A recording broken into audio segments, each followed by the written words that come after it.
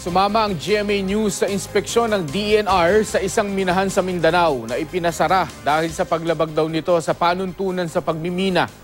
Hati naman ang opinyon ng mga residente sa pagpapasara sa minahan. Makibalita tayo kay Salima Refran. Malaparaisong tanawid, asul na tubig, lunti ang kagubatan at malapulbos na buhangin. Mula sa himpapawid, hindi maikakaila ang angking ganda ng Dinagat Islands. Isa sa mga natatagong yaman ng Mindanao ang Dinagat Islands. Mayaman ang lupa nito sa mga mineral, kaya naman malaking bahagi ng mga isla ang minimina. Ang nakikita ninyo ngayon, isa yan sa mga minahan na pinasara na ng DENR. Sa kabilang gilid ng mga isla ang mga pinasarang mina, nakakalbo na ang mga kabundukan. Nakatiwangwang na ang dati open pit mining. Bakas ang mga dinaanan ng mga truck na naghahakot ng lupa. Ang tubig na dumadaloy sa mining site palabas ng dagat, kulay puti.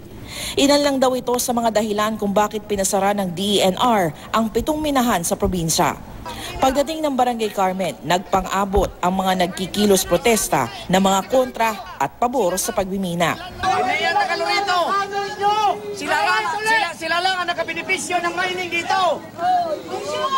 Isa po kami sa mga anti-mining kasi yung mga tubig na iniinom namin naging hindi na malinaw. At saka yung mga kalsada namin dinadaanan, sira na kasi yung mga putik sa galing bundok, naibababa naman. Nasanay naman kami sa hirap na magtrabaho sa bundok, pangisda, ganun lang ang hanap buhay. Kasi kahit may mina na ngayon, ganun pa man rin ang hanap buhay namin. Hirap pa rin. Ang mismong mayor ng bayan ng Loreto, pabor sa pagpapatigil ng mga minahan, pero dapat daw dahan-dahan. 17 million pesos daw kasi ang utang na tax ng 2 minahan sa kanilang bayan. At least in a year or so we could collect because some of these mining companies too didn't pay their taxes. So I want them to pay first their taxes and their obligations and make a deposit for the rehabilitation. Ipinagpapasalamat naman ng mga apektadong empleyado ng mga minahan ang sinabi ng Pangulong Duterte na nais niyang isailalim sa review ang ginawang mining audit ng DENR. Kay Gina Lopez na patay na tayo nito ngayon. Ang gulo na. But I will review. There's such thing as the exhaustion, mga abogado, exhaustion of administrative remedies. I will not judge it now. Titignan ko yung kung mali talaga, wala akong magawa. If it's destructive to the environment. Sana nga, no? Kasi hindi naman ako sa nag-aakusa. Ay baka na-blind din ang Pangulo patungkol sa mga bagay na ito. Baka hindi sakto yung mga reports.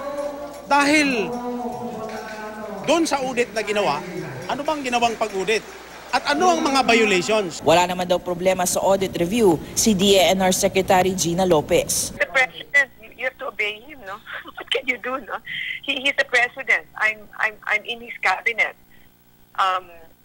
While I'm in his cabinet, it is my duty to be part of the team, and my duty as cabinet member is to obey his decisions. Salima Refran, GMA News.